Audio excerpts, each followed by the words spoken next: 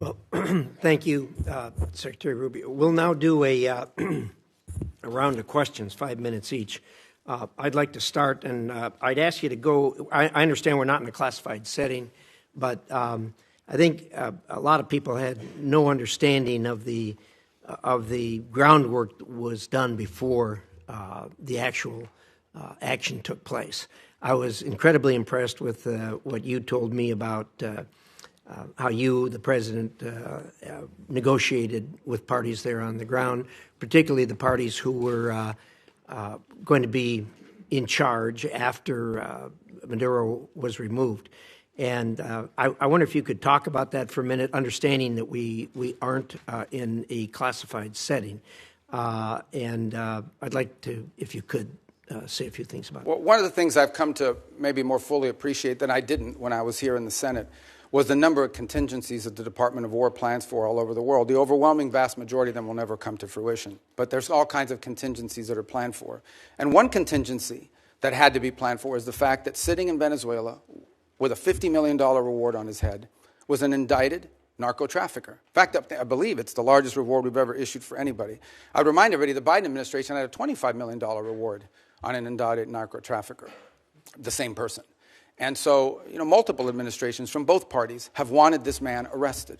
And one of the options the president had before him was the opportunity, if things didn't work out, to go in and remove this individual because he was wanted in a law enforcement operation. Now, obviously, a law enforcement operation against the de facto head of a regime is not as simple as going after some fugitive hiding in a closet somewhere.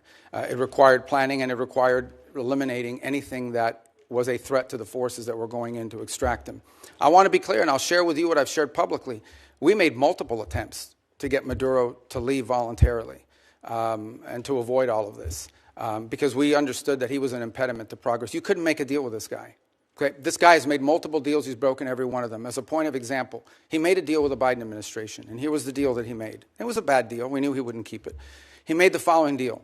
Pardon my nephews, his nephews, who were convicted narco-traffickers, convicted already and serving time in jail, pardon them, pardon and release Alex Saab, who was his money man, his bag man, primarily in charge of the portfolio with Iran.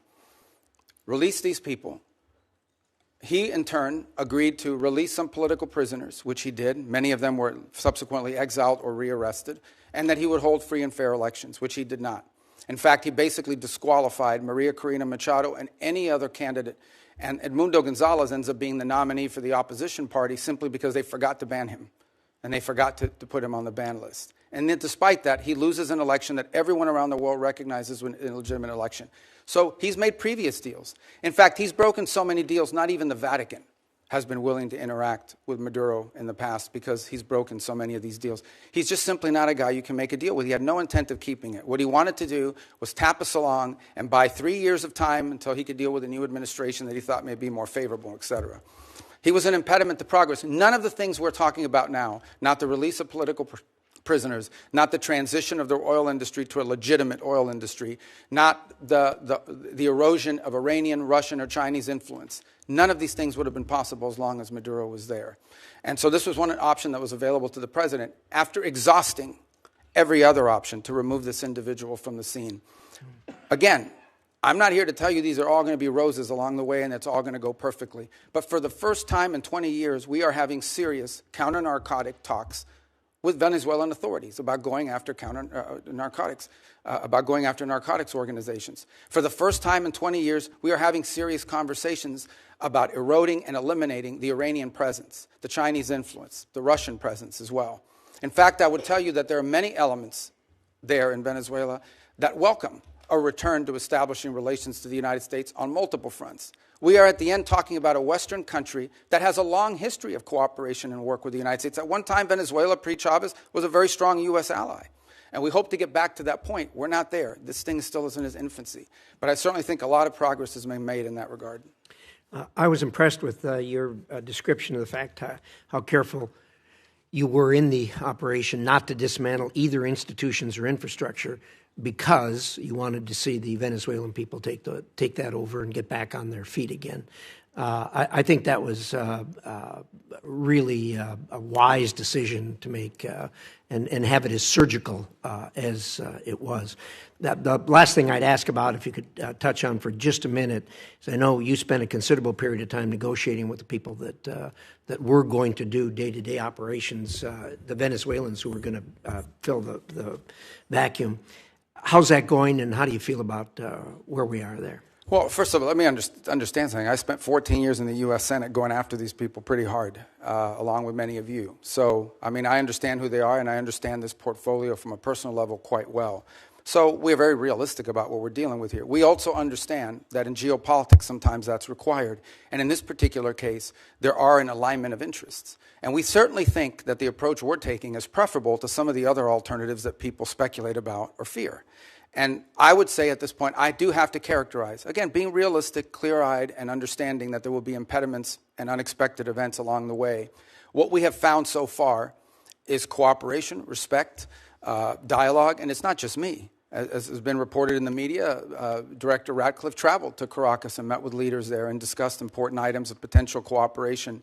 I've also discussed, and I think I've alerted some of you, that we have Laura Dogue, who was our ambassador to Nicaragua in the past and to Honduras, will be taking over the Venezuelan Affairs Unit, first in Bogota, but ultimately in Caracas. We've had a team on the ground already there. We already had 70 locally employed that sort of maintain that facility, but we have a team on the ground there assessing it, and we think very quickly we'll be able to open a U.S.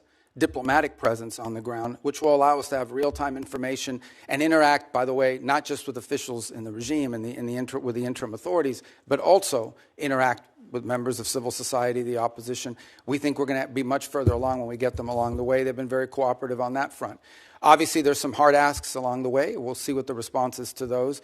But whether it's General Kane with his counterpart, or Director Ratcliffe, or myself with Delcy Rodriguez, we've established what I think so far has been a very respectful and productive line of communication as we go through this stabilization phase and towards the recovery phase. But there's a lot of work to be done here, and we ultimately are going to judge actions, not words, and that's what we're hoping to work towards. Well done, Senator.